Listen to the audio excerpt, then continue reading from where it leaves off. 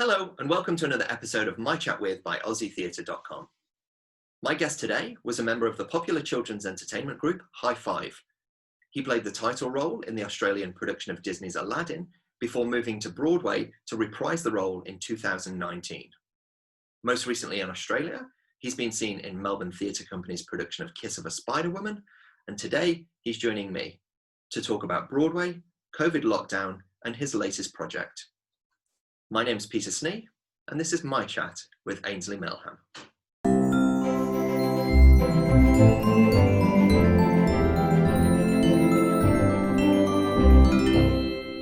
Hey Ainsley, how you going?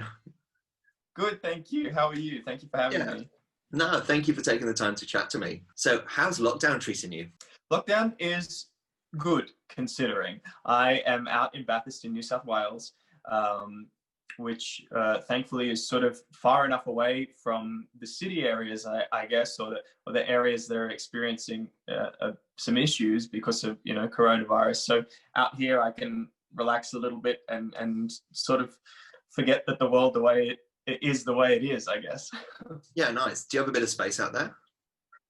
Yeah, it's lovely. I'm currently at my family's property, so we have about 8 acres, and we can get out and move around and get the sunshine and exercise. So I know that we're very lucky. Yeah. Yeah, nice. So you've had a busy few years just gone by.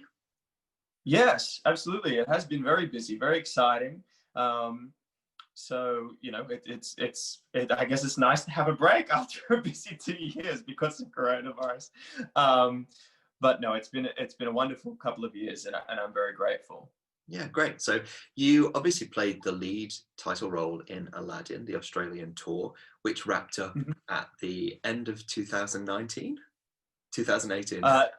2018, that's right. Yeah. So I finished in Perth at the end of 2018, and then to start off the new year in 2019, I made my Broadway debut with the Broadway company. So that was, thrilling. Yeah, wow. How was that? How was moving to America, performing on Broadway? Yeah, it was a whole experience. As somebody who's like grown up in the country and I guess has come from, you could call, humble beginnings, to then move across the world to New York to make their Broadway debut. It was thrilling. When you get to that city, you can absolutely feel the energy and the hype that everybody talks about. And performing on Broadway, you really feel like you're a part of something. You really feel like you're a part of the heart of the musical theatre industry. There are shows around every corner, and everybody in the different companies sort of connects, and so you feel like you have this huge community, much like we have here in Australia, but I guess on Broadway it's just really concentrated. Yeah, right. Had you holidayed in New York before? Had you seen shows on Broadway before taking a trip over there? No, this was my first time across the board. So I was experiencing it as a tourist, I guess, for the first time, and then also as a working professional going over there, being like, this is where I'm going to live and work. So it was sort of twofold on I guess what everybody else experiences when they just go there as a tourist. Yeah, well, there's not many performers that can say that their first trip to New York was to perform on Broadway. Right. It was very exciting, and I was lucky enough also to do it with my partner, Calvin Francis, who made his debut in Kinky Boots. So we were both there at the same time playing leads, and we were like, what is happening in the world? It was very exciting. Yeah. Yeah, what a trip. So how long were you performing on Broadway for? I was there for 6 months. So basically the first half of the year in 2019. And then I came home to Australia to perform in a production of Kiss of the Spider-Woman for the MTC. So you were back in Australia when COVID struck? Yes, I was back here, and I was just a few days away from returning to New York. We had flights planned to return to start Aladdin again on Broadway, and then Broadway closed down, and then subsequently everything sort of started to go into lockdown and isolation here in Australia. So at first it was very disappointing, and I was like, just really saddened that obviously that opportunity suddenly disappeared. But then in retrospect, I'm very grateful to have been here and safe, sort of where I am in Bathurst. Otherwise, you know, I could have been stuck in an apartment in New York and be living a very different isolation. So what was it like as the situation evolved? Because obviously nobody knew where we are now. Nobody knew back then when it was all kicking off that this is where it was going to go to. And, you know, even 6 months from now, we'll be saying, oh God, 6 months ago when we were having that chat, we didn't know this is where it was going to go to. So what was it like when it all kind of evolve and Broadway kind of closing down? What were those conversations like with the producers, and how your life was kind of rapidly changing in those moments? Yeah, it was really, well, it changed every day.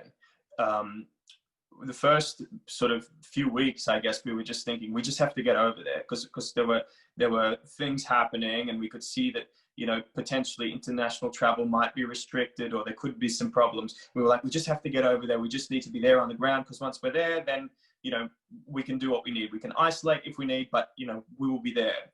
Right. And then as the situation evolved, and I guess we realized the magnitude and the severity, then our attitude changed, and we were like, no, I think we should just stay here. So the producers obviously were wonderful, and they had our best interest at heart. So, you know, they respectfully said, we think you should stay where you are for now, and we'll just keep you updated as we go along. You know, now we're 6 months down the track, and I think nobody really knows exactly what the future will look like, and even myself, I'm not sure next year if I'll be over there or if I'll remain in Australia. But you know, I think the main thing is that everybody's safe and we can get the industry back up and running. So you recently recorded vocals on Jess Newman's recording of Return. Yes. Tell me a bit about that. I'm very excited about that. I mean, Jess just graduated from the New York University studying music theater, and he's written this song to celebrate our industry, you know, and to sort of highlight it in this time where, you know, it's really struggling. At the same time, I get to add my contribution to a pool of wonderful Australian talent and voices, you know, with some international guests thrown in. And the result is this video called Return, and this song that he's written. And I must admit, the first time I saw it, once he put it together, it was quite emotional and nostalgic, seeing, you know, those images of our theaters open and full of people. It feels like a lifetime ago when there was that many people packed into one space watching a show, right? Right, it does a little, yeah. Well, it's an amazing song, some amazing Australian talent, and some guest performances, as you said, from some Broadway faces. So why don't we take a listen to a clip now? Remember better days, they feel like a lifetime ago. We waited in the wings to sing in the spotlight's endless glow. Sun will never shine so bright, smiles will never be so wide. We will dance at dawn when we return. No more waiting, no more fear, all the clouds will disappear. You'll be standing here when we return. Sun will never shine so bright, smiles will never be so wide. We will dance at dawn when we return. No more waiting, no more fear, all the clouds will disappear. You'll be standing here when we return. Why don't you tell me how it came about? So did Jess contacted you initially? Jess and Neil, who was producing the video, they reached out and said, you know, we have this little project we want to try and get up on its feet. No, not so little really, but we have this project we want to get on its feet, and, you know, we'd love you to be involved as part of it. And when they explained what it was and sort of what it was celebrating, and that the intention was to raise money for these Actors Benevolent Funds around the country, then I was like, yeah, well, that's really wonderful.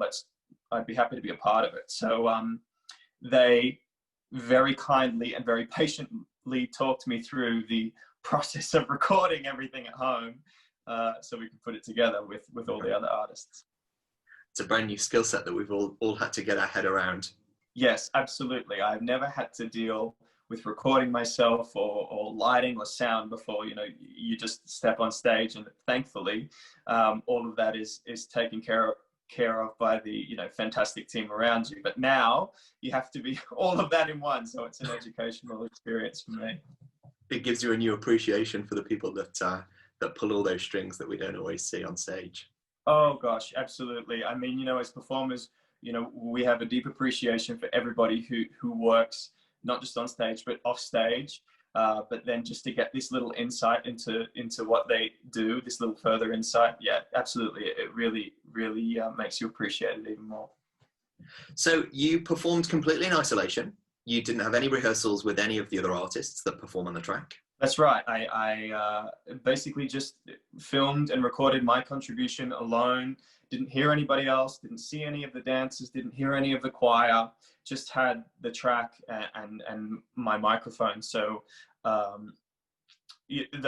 guess there's a real vulnerability about that, just you, you know, recording your vocals. But at the same time, there's also something really exciting about that, because, you know, you're just thinking ahead to what this might be when it's all put together.